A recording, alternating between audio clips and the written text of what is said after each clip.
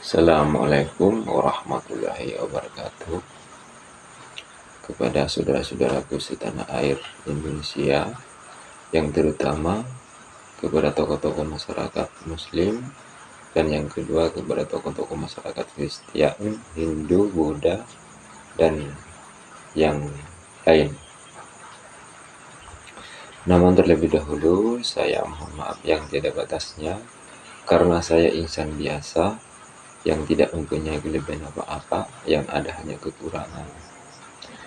Jadi saudara-saudaraku semua misalnya menanyakan tentang teknologi ataupun politik keduniaan, mungkin saya tidak boleh menjawab karena saya tidak bersekolah. Begitu juga kalau menanyakan tentang hadis keagamaan, mungkin saya juga tidak boleh menjawab karena saya bukan orang mengaji. Cuma kenapa saya berani mengatakan tentang agama? Ini sepengetahuan saya saja. Karena saudara-saudaraku agar tak selalu jadi ribut di tanah air kita Indonesia. Saudara-saudara kita sebangsa dan setanah air, kalau bisa, kalau soal agama jangan selalu diperpanjang masalah. Karena saudara-saudaraku, di Indonesia ini sudah gempa, lagi tsunami, banjir, kebakaran dan sebagainya, ditambah lagi masalah agama, tidak habis-habisnya. Jadi bertambah-tambah masalah. Jadi bagaimana kira ini masalah ini tak selalu jadi diperpanjang biar aman dan nyaman. Karena saudara-saudaraku semua ini sudah ciptaan Tuhan sejak dari dulu. Tuhan mencipta berpasang-pasangan.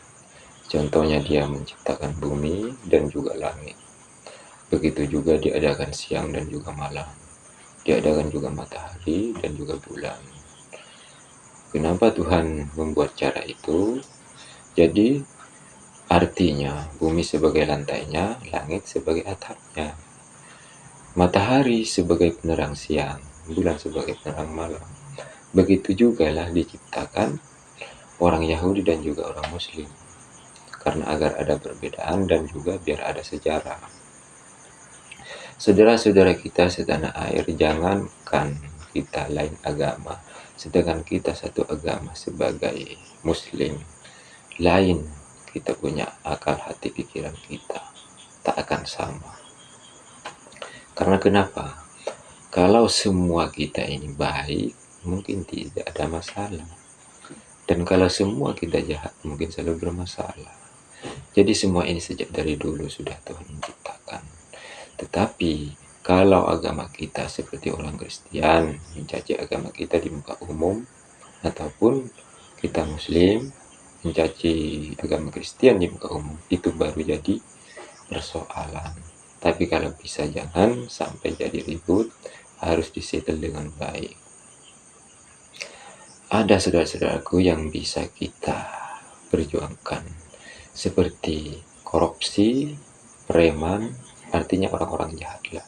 Karena itu merugikan negara dan juga rakyat.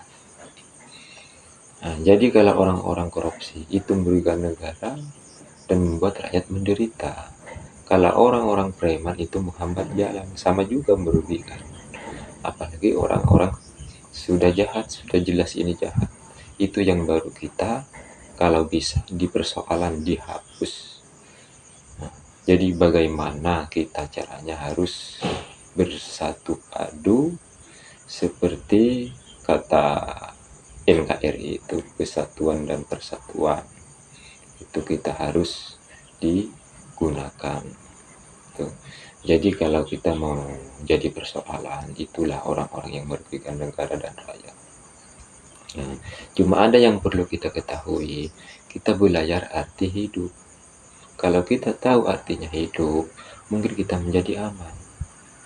Tidak ada orang sempurna, cuma agak sempurna. Karena kalau kita tahu artinya hidup, di situ semuanya yang ada.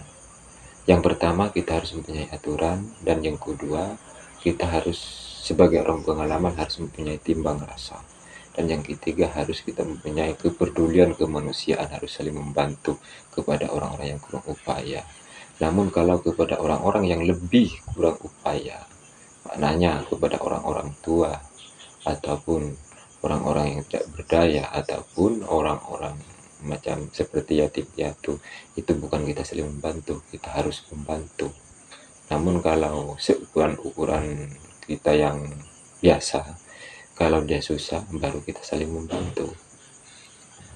Jadi itu yang perlu kita ketahui, saudaraku.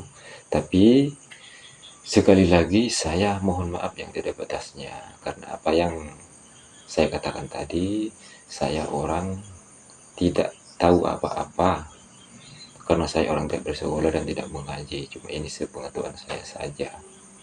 Jadi sekali lagi saya minta maaf yang tidak batasnya. Assalamualaikum warahmatullahi wabarakatuh.